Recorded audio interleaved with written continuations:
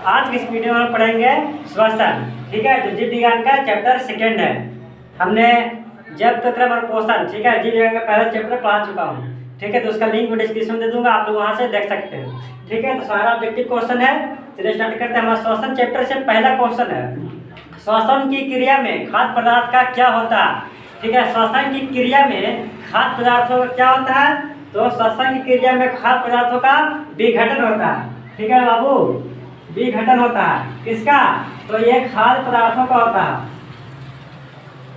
खाद्य पदार्थों का विघटन होता है किसमें, तो श्वसन की क्रिया में खाद्य पदार्थों का विघटन होता है। अगला क्वेश्चन है, निश्वास द्वारा निकले वायु में रहती है।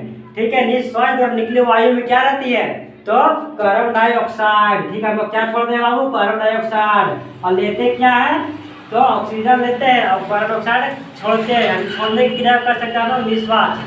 ठीक है, अगला क्वेश्चन है, पाइरुवेट के विखंडन से यह कार्बन डाइऑक्साइड जल तथा ऊर्जा देता है और यह क्रिया किसमें होती है। ठीक है, ऐसा कौन सा है जिसे पाइरुवेट के विखंडन से कार्बन डाइऑक्साइड जल तथा ऊर्जा देता है, तो ये कौन देता है बाबू, तो ये माइटोकॉन्ड्रिया देता है। माइटोकॉन्ड्रिया देता है, कौन देता है बाबू, माइटोकॉन्ड्रिया देता है। अगला क्वेश्चन है, श्वसन क्रिया के दौरान कितने प्रतिशत ऊर्जा ताप के रूप में निष्कासित होती है।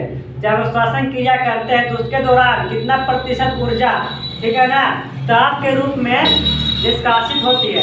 ठीक है, तो टोटल 40% होती है जो श्वसन की क्रिया में जो भी ऊर्जा वो ताप के रूप में 40% निष्कासित होती है। अगला क्वेश्चन है, हृदय के वेशमों का शिथिलन क्या कहलाता है। ठीक है, हृदय के वेशमों का शिथिलन, ठीक है, तो हृदय के वेशमों का शिथिलन डायस्टोल कहलाता है। ठीक है बाबू, क्या कहलाता है, डायस्टोल। ये क्या चीज कहलाता है, हृदय के वेशमों का शिथिलन। ठीक है, हृदय के वेशमों का शिथिलन क्या कहलाएगा बाबू, तो डायस्टोल कहलाएगा। ठीक है, डायस्टोल कहलाएगा। अगला क्वेश्चन है, मनुष्य के ट्रेकिया में क्या पाए जाते हैं। ठीक है, मनुष्य के ट्रेकिया में क्या पाए जाते हैं, तो देखिए यहाँ पर मनुष्य के ट्रेकिया में पाए जाते हैं उपास्थि के बने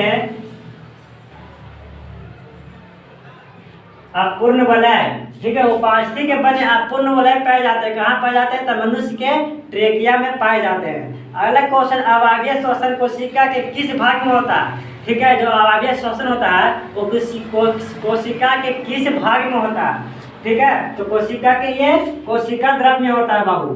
ठीक है, किस कहाँ होता है, तो कोशिका द्रव में होता है। ठीक है, अवायवीय श्वसन की क्रिया कहाँ होती है, तो कोशिका द्रव में होती है। अगला क्वेश्चन है, एटीपी के जलीय विलयन से कितनी ऊर्जा विमुक्त होती है।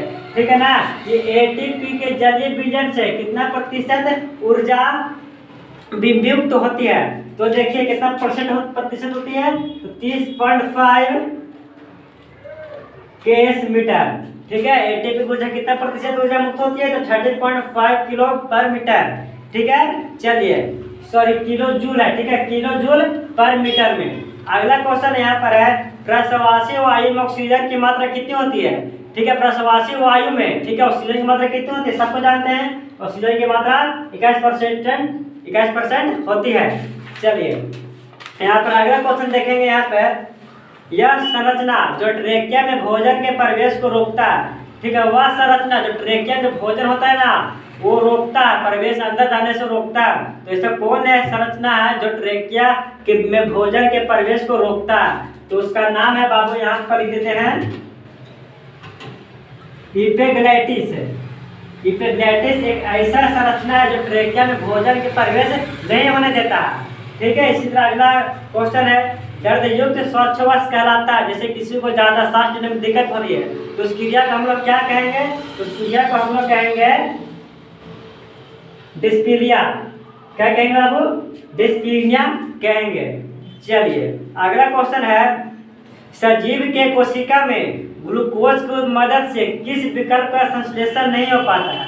ठीक है, कहने का मतलब कि सजीव के कोशिका में जो ग्लूकोज के मदद से संश्लेषण नहीं हो पाता, तो देखिए अमीनो अम्ल का संश्लेषण नहीं हो पाएगा बाबू।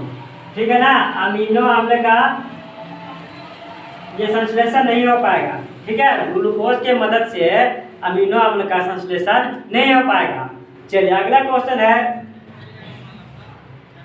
जलीय पौधे एवं जंतु श्वसन में ऑक्सीजन लेते हैं। ठीक है, जलीय पौधे और जंतु श्वसन में ऑक्सीजन लेते हैं, तो कहाँ से लेते हैं? जलीय पौधे और जंतु श्वसन में ऑक्सीजन कहाँ से लेते हैं? तो लेते हैं जल में घुलनशील गैसों से। कहाँ से लेते हैं बाबू? तो जल में घुलनशील गैसों से लेते हैं जलीय पेड़ पौधे श्वसन। ठीक है, ऑक्सीजन लेते हैं। अगला क्वेश्चन है, श्वसन के किन अंगों द्वारा गैसों का विसरण नहीं होता? ठीक है, श्वसन का ऐसा कौन सा अंग है जिसमें गैसों का विसरण नहीं होगा? ठीक है, तो देखो बाबू, ट्रेकिया। ट्रेकिया जो है ना, इसमें श्वसन क्रिया नहीं होता। ठीक है, श्वसन में अंगों गैसों का विसरण नहीं होता। ठीक है, ट्रेकिया में क्या नहीं होता है? तो गैसों का विसरण नहीं होगा ट्रेकिया में। चलिए अगला क्वेश्चन है, कीटों का रक्त किसके कारण क्या होता? जो कीटों का रक्त है वो किसके कारण और कैसा रंग हो जाता है? कीटों का रक्त जो है ना बिना वर्णक है। ठीक है ना, कीटों का रक्त कैसा है? तो बिना वर्णक है और उसका रंग किसके कारण होता है? तो सफेद होता है। ठीक है ना, यानी कि कीटों में बिना वर्णक के कारण उसका रंग सफेद होता है। ठीक है ना। चलिए आप अगला क्वेश्चन देखेंगे, ECG का पूरा नाम क्या है? ठीक है ना बाबू, ECG का पूरा नाम बताना आपको। ठीक है, किसका?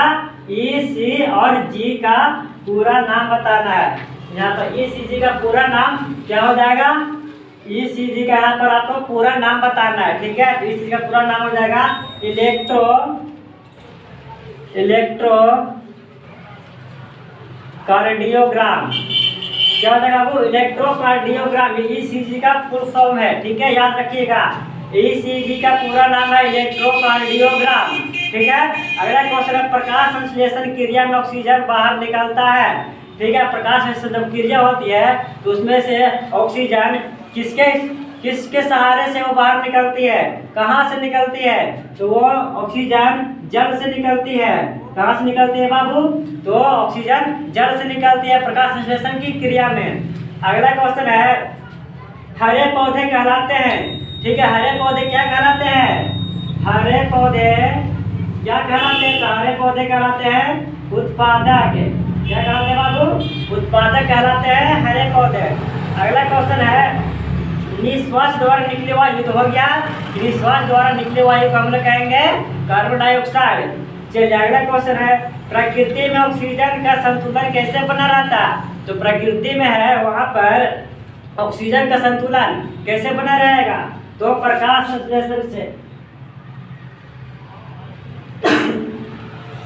प्रकाश संश्लेषण से प्रकृति में ऑक्सीजन का संतुलन बना रहता है। ठीक है, चलिए आप अगला क्वेश्चन देखेंगे। ठीक है, बहुत ही महत्वपूर्ण क्वेश्चन है। ठीक है, इनमें से किसकी उपस्थिति के कारण मनुष्य का रंग लाल होता है? मालूम होगा सभी को कि मनुष्य का रक्त का लाल रंग किसके कारण होता है? तो हीमोग्लोबिन के कारण। किसके कारण बाबू? हीमोग्लोबिन के कारण मनुष्य का रंग लाल होता है। मनुष्य का रंग नहीं, मनुष्य के रक्त का रंग। ठीक है, खून का रंग लाल होता है किसके कारण? तो हीमोग्लोबिन के कारण। चलिए यहाँ पर अगला क्वेश्चन देखेंगे। यहाँ पे देखेंगे आप, इनमें से कौन प्रकाश संश्लेषी अंगक है? ठीक है, हम यहाँ पे अभी 4 ऑप्शन देंगे, आपको बताना है उसी में से किसमें से कौन प्रकाश संश्लेषी अंगक है। चलिए हम ऑप्शन देते हैं यहाँ पर ही। पहला है आपको यहाँ पर हरित लवक, बी में है पत्ती और सी में है स्टोमाटा और डी में है जड़। बताइए चारों ऑप्शन में से ठीक है ऐसा कौन सा है जो प्रकाश संश्लेषी अंगक है? ठीक है, पहला ऑप्शन हरित लवक, दूसरा है पत्ती, तीसरा स्टोमाटा और चौथा में जड़। बताइए जल्दी, इसमें से कौन प्रकाश संश्लेषी अंगक है? तो प्रकाश संश्लेषी अंगक कौन है बाबू? हरित लवक है। कौन है? हरित लवक प्रकाश संश्लेषी अंगक होता है। ठीक है, तो चलिए अगला क्वेश्चन है, ग्रहणी भाग है। ठीक है, तो ये ग्रहणी है, वो किसका भाग है ग्रहणी? तो ग्रहणी जो भाग है ना बाबू, वो छोटी आंत का भाग है। किसका भाग है? छोटी आंत का भाग है। ठीक है, ग्रहणी किसका भाग है? तो ग्रहणी छोटी आंत का भाग है। चलिए यहाँ पर उसी तरह अगला क्वेश्चन देखेंगे। ठीक है, चलिए मानव हृदय का औसतन प्रकुंचन दाब है लगभग, यानी जो मानव हृदय का भार लगभग कितना होता है, ठीक है। तो मानव हृदय का औसतन प्रकुंचन दाब पूछ रहा है, ठीक है, भार नहीं पूछ रहा है, प्रकुंचन दाब पूछ रहा है। तो कितना होता है बाबू, 120 मिलीग्राम होता है। तो क्या होता है, हृदय का औसत प्रकुंचन दाब होता है, ठीक है। हृदय का औसत प्रकुंचन दाब कितना होता है, तो 120 मिलीग्राम, ठीक है ना। चलिए अगला क्वेश्चन यहाँ पर है, मनुष्य का हृदय प्रति मिनट कितनी बार धड़कता है। जब मनुष्य का हृदय हो वो 1 मिनट में कितनी बार धड़कता है, सभी को मालूम है कि एक मिनट में कितनी बार धड़कता है, 1 मिनट में 72 बार धड़कता है। क्या धड़कता है, बताइए जल्दी, हृदय धड़कता है ना। चलिए अगला क्वेश्चन, मस्तिष्क उत्तरदायी है, ठीक है। मस्तिष्क है जो वो किसके लिए उत्तरदायी है, ठीक है। मस्तिष्क से हम लोग क्या क्या कर सकते हैं, ठीक है। तो मस्तिष्क भी पूछ रहा है कि किसके लिए उत्तरदायी है। तो देखिए यहाँ पर मस्तिष्क किसके लिए उत्तरदायी है, तो पहला यहाँ पर दिया गया है किसके लिए उपाय है। तो देखिए पहला है सोचने के लिए, और बी में है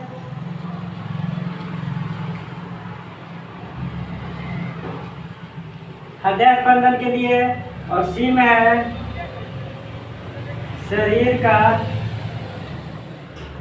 संतुलन बनाए रखने के लिए, और डी में है इनमें सभी। बताइए कि इनमें से सही, बताइए कि इनमें से कौन मस्तिष्क के लिए उत्तरदायी है। तो देखिए आप मस्तिष्क के लिए चारों उत्तरदायी है, ठीक है। सोचने के लिए भी मस्तिष्क चाहिए, ठीक है। हृदय के संबंधन के लिए भी मस्तिष्क ही चाहिए, ठीक है। उसके बाद देखिए शरीर का संतुलन बनाए रखने के लिए भी मस्तिष्क ही चाहिए, ठीक है। ये सब क्या चाहिए, मस्तिष्क से हम लोग ये सब कर सकते हैं, ठीक है। मस्तिष्क के बिना शरीर संतुलन नहीं रहेगा। चलिए अगला क्वेश्चन है, मनुष्य में रुधिर क्षमता है, ठीक है। मनुष्य में जो रुधिर रहता है वो किसको में क्षमता है। तो देखिए यहाँ पर जो मनुष्य का जो रुधिर है, किसका बाबू याद रखना, मनुष्य का रुधिर कहाँ क्षमता है, तो ये बोमेन, याद रखे, बहुत ही इंपॉर्टेंट क्वेश्चन है। बोमेन संपुट में क्षमता है, मनुष्य का जो रुधिर रहता है वो बोमेन संपुट में क्षमता है। अगला क्वेश्चन है, प्रत्येक गुद्दे में कितने नेफ्रॉन होते हैं। बताना है कि प्रत्येक गुद्दा में कितना नेफ्रॉन होता है। तो प्रत्येक गुद्दा में लगभग, याद रखिएगा, बहुत इंपॉर्टेंट क्वेश्चन है, प्रत्येक गुद्दा में लगभग 1,30,000, ठीक है ना। प्रत्येक गुद्दा में लगभग कितना नेफ्रॉन होता है, 1,30,000, ठीक है, नेफ्रॉन होता है। किसको में, तो हृदय में, ठीक है। प्रत्येक गुद्दा में, ठीक है ना। यहाँ पर गुद्दा कर दीजिए, प्रत्येक गुद्दे में कितना नेफ्रॉन रहता है, तो लगभग 1,30,000 तक नेफ्रॉन रहता है। अगला क्वेश्चन है, पादप अपशिष्ट संचित रहते हैं, ठीक है। जब पादप जो बच्चा कुचा रहता है वो कहाँ संचित रहता है, तो देखिए यहाँ पर वो रहता है, देखिए पत्तियों में भी रहता है, ठीक है ना, जल में भी रहता है, उसके बाद कोशिकीय द्रव में भी रहता है, कोशिका द्रव में भी वो रहेगा, ठीक है ना। पत्तियों में, छल में, ठीक है, कोशिका द्रव में, तीनों में कुछ रहेगा। तो पादप अपशिष्ट करने का मतलब कि जो बच्चा कुछ रहता है ना पादप का, उसी को कहते हैं हम लोग अपशिष्ट, ठीक है। ये मेरा टोटल 32 क्वेश्चन ऑब्जेक्टिव क्वेश्चन था, ठीक है, श्वसन से, ठीक है। जो बच्चे यहाँ पे मिस किए होंगे पहला क्लास जब प्रोग्राम और क्वेश्चन बायोलॉजी का, तो उसका लिंक मैं डिस्क्रिप्शन में दे दूंगा, आप लोग उसे वहाँ से देख लीजिएगा, ठीक है। और मेरे वीडियो को लाइक कर दीजिए, शेयर कीजिए और सब्सक्राइब जरूर करिए, ठीक है। तो मिलते हैं अगली वीडियो में। जय हिंद।